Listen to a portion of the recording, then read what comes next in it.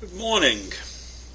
It's Sunday, January 2nd, 2022. And I'm not going to talk about the pandemic today. I'm going to talk about another event that's supposed to take place on Thursday. An event that I consider pretty important.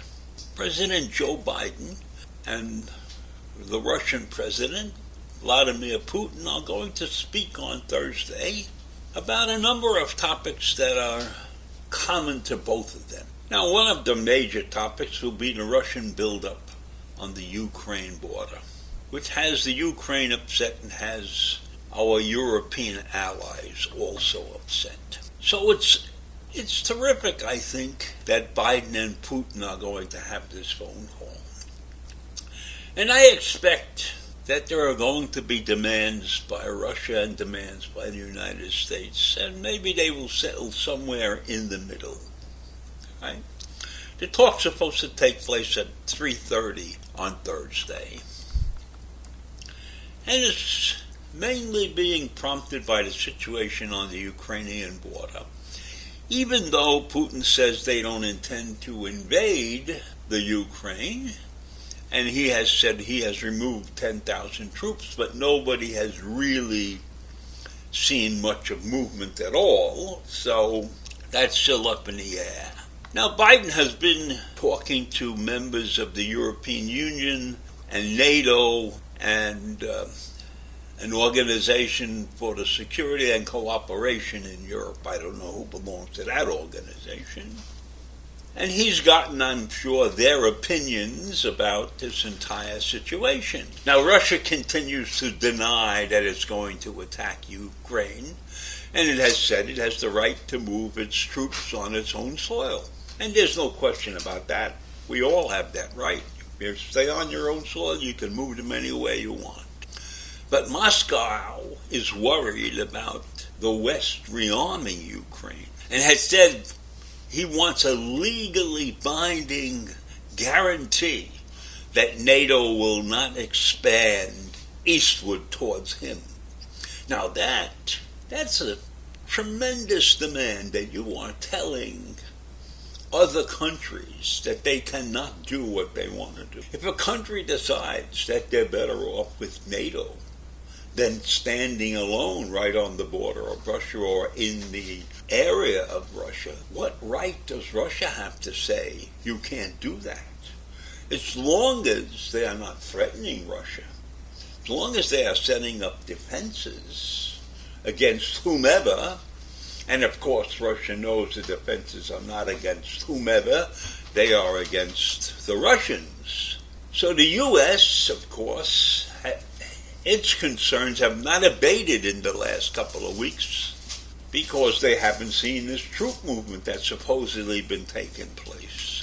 And supposedly Putin asked Biden to talk on the phone, and Biden said, yes, let's talk.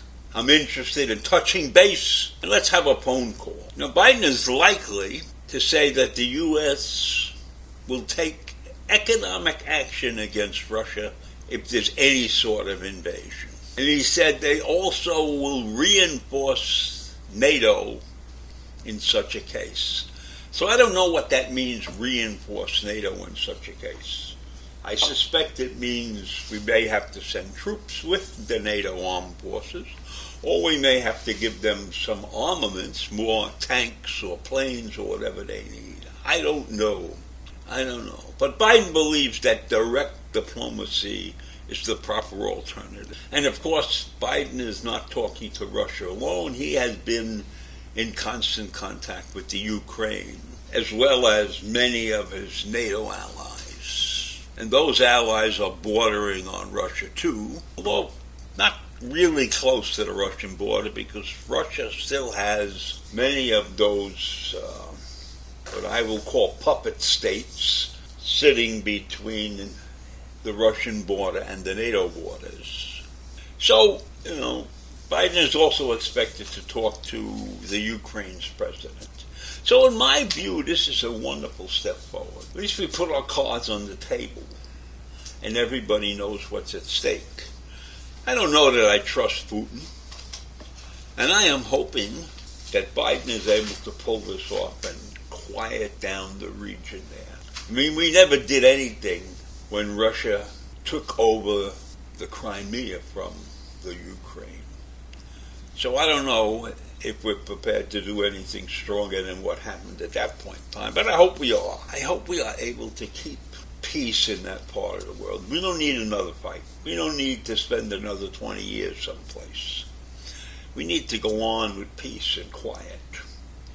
So I'm hoping this thing blows over and that this talk works. I'm hoping that the nuclear deal doesn't come up in this conversation, because I don't want us in that nuclear deal. I think that was one of the biggest mistakes that Obama ever made. And I am not a happy camper that we are even considering getting back into that nuclear deal with Iran. I don't trust Iran. I think they should be sanctioned to death. And if Putin brings up the Iranian nuclear deal, Biden should hang up on him.